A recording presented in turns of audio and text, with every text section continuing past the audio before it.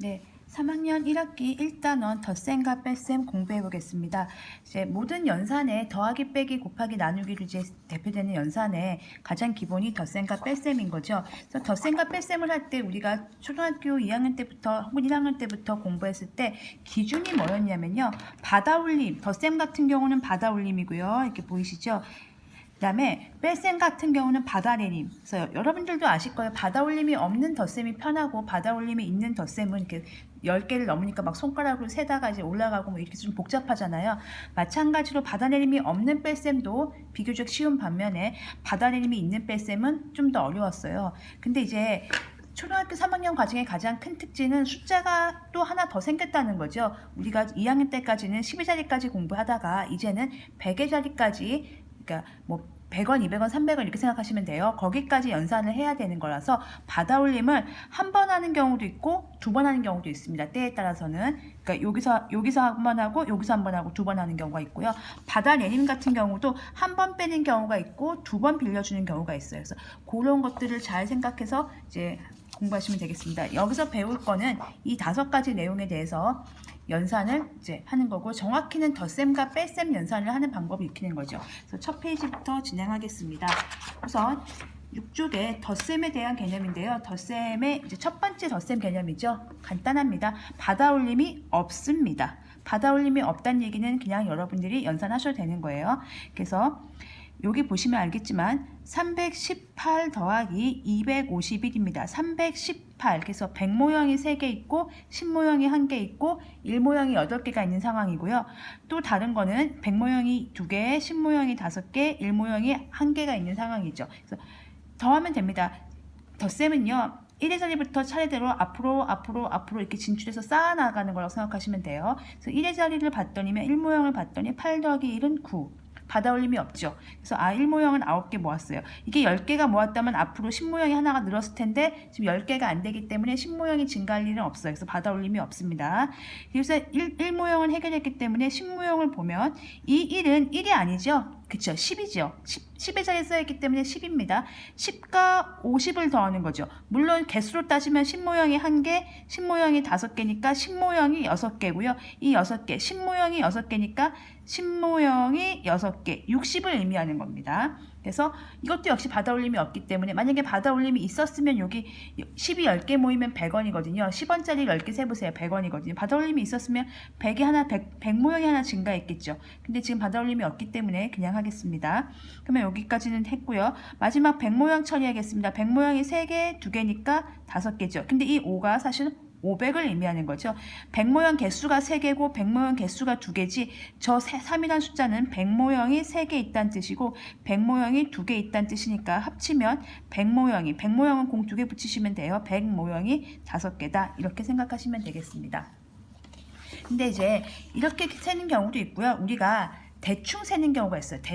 대충 센다는 말을 어떻게 하냐면 어림 잡아서 센다, 어림하여 센다 이렇게 표현하거든요. 어림하여 계산하기 이런 게 있어요. 예를 들면 318이 있고 251이 있어요. 그러면 318은요.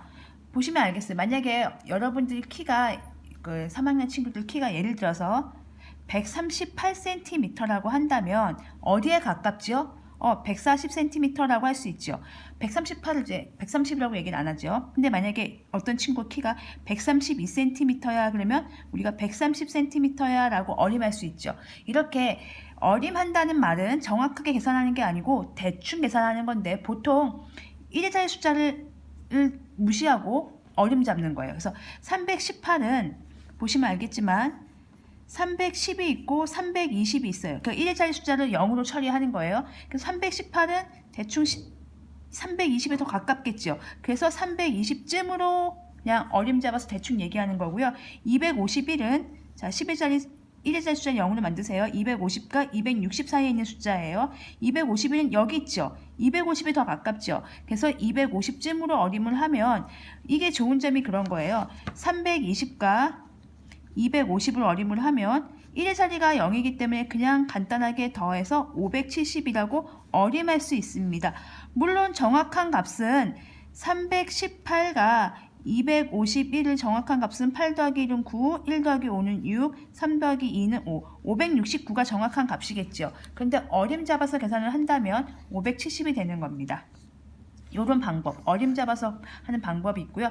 두 번째 방법은 이제 분해해서 보는 거예요. 318을 100모형, 10모형, 1모형으로 분해하는 겁니다. 이거 여러분들이 은근히 어려워하실 수 있어요. 그러니까 요런 계산은 또 편하게 하시는데 갑자기 318을 300 더하기 4모 더하기 8 이렇게 하면 이게 무슨 소리지? 라고 궁금해하시는 분들도 계세요.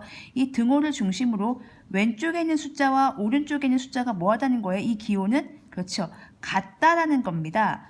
그러면 가만히 관찰을 하세요. 이럴 때는 살펴보세요. 꼼꼼하게 앉아서 찬찬히 살펴보시면 3은 300이고 8은 8이네. 그럼 누가 없지요? 숫자 1이 없죠. 그렇다고 여기다 1을 쓰면 안 되겠죠. 이 1은 여기서는 1로 쓰지만 분해되면 자기는 얼마예요? 10의 자리 숫자이기 때문에 10이라고 밝혀줘야 되는 거예요. 우리가 318을 3 더하기 1 더하기 8이라고는 쓸 수 없습니다. 왜냐하면 이 3은 3이 아니거든요. 300이거든요. 그래서 300 더하기 10 더하기 8 이렇게 하는 거예요. 마찬가지로 251도 2 더하기 5 더하기 1이 아니죠. 200이라는 100모형의 숫자 2와 10모형의 숫자가 5니까 10모형의 숫자가 5 이런 뜻이고요. 1모형의 숫자는 1인 거죠. 이렇게 100모형과 10모형과 1모형을 분리해 놓고 각자 더하겠다. 그래서 500 더하기 60 더하기 9를 쓴다면 100모형의 숫자가 5고요. 10모형의 숫자가 6이고요. 1모형의 숫자가 9다. 이렇게 해석을 하는 겁니다. 그래서 569가 5 더하기 6 더하기 9가 아니고 500 더하기 60 더하기 9라는 것을 꼭 기억해 주시기 바랍니다. 이게 이제 개념 설명이었고요. 이 개념 설명을 가지고 옆에 있는 문제를 풀어보겠습니다. 유형 7쪽에 1번 문제를 풀도록 하겠습니다. 유형 7쪽에 1번을 풀면요. 지금 방금 봤던 받아올림이 없는 덧셈 연산이고요. 1의 자리, 10의 자리, 100의 자리 연산을 공부한 대로 할 수 있는가 이렇게 물어보는 문제죠. 그래서 이 빨강색 색칠한 부분이 1의 자리 계산한 거죠. 4 더하기 2는 6 계산해 주시면 되고요. 1의 자리 계산한 건 그냥 써주시고요. 받아올림이 없었기 때문에 각 자리 수배를 하면 됩니다. 10의 자리는 6, 2, 6개, 2개니까 6 더하기 2는 그렇죠. 8, 6 더하기 2는 8 이렇게 하시면 되고요. 4 더하기 2는 6. 가장 기본은 초등학교 1학년 때 배웠던 한 자릿수 연산입니다. 왜냐면 각 자리 숫자별로 보면 한 자릿수 연산으로 보이거든요. 6 더하기 2는 아까 8이었죠. 5 더하기 1은 6. 그래서 빈칸에 알맞은 숫자는 이렇게 되겠습니다. 그리고 이제 2번 문제를 풀면 2번 문제는 어림하여 계산해 보는 건데 여기서 굉장히 중요한 말이 여러분 그 몇백 몇십이란 말입니다. 몇백 몇십. 그래서 우리가 100의 자리를 숫자를 표시할 때 몇백, 그러니까 100모형이 몇 개가 있냐, 몇십, 10모형이 몇 개가 있냐, 100모형이 몇 개가 있냐, 10모형이 몇 개가 있냐, 몇백 몇십 몇, 이건 1모형이겠죠. 근데 몇백 몇십 몇에서 맨 마지막에 몇이 없습니다. 즉 100모형과 10모형밖에 없습니다. 그러면 1모형을 어림 잡아서 계산해서 1모형을 처리하라는 얘기죠. 그러면 214 같은 경우는 보기에 보면은 뭐 아시겠지만 210과 220 1모형의 숫자가 없습니다. 1모형의 숫자는 0으로 처리하시는 거예요. 214는 보시다시피 210에 더 가깝죠. 그러니까 몇백 몇십이면 10의 자리까지 표현하는 얘기예요. 210으로 어림하고요. 183은 보시다시피 180에 가깝죠. 몇백 몇십 100과 10의 자리까지만 있는 겁니다. 100의 자리와 10의 자리까지 어림해서 이쯤 되므로 어림하면 390쯤 됩니다. 이렇게 어림하는 거예요. 그래서 간혹 여러분들 중에 이거를 그냥 정확하게 8, 7, 570, 200, 요거 정확하게 397 이렇게 정확하게 어림하시는 분들도 가끔 계시는데요. 계산하시는 분들. 이건 어림한 게 아니고 정확하게 계산한 거죠. 어림하여 계산하라고 했고 문제에서 정확하게 몇백 몇십으로 어림하라고 했기 때문에 문제에서 원하는 대로 풀어줘야 됩니다. 왜냐하면 수학은 약속이고 규칙이거든요. 문제에서 제시한 대로 약속대로 풀기를 원하니까 그대로 풀어주시기 바랍니다. 이런 걸 가지고 우리는 이 방법으로 267과 311을 어림해서 일단 첫 번째는 어림을 해야 되겠죠. 그 다음에 계산을 하는 겁니다. 그러면 267을 표시하겠습니다. 267은 70에 가까울까 60에 가까울까? 중간이 265잖아요. 그럼 267은 여기 있겠죠. 70에 가깝습니다. 270쯤 되고 311은 310과 320 사이에 있겠죠. 311은 여기 있겠죠.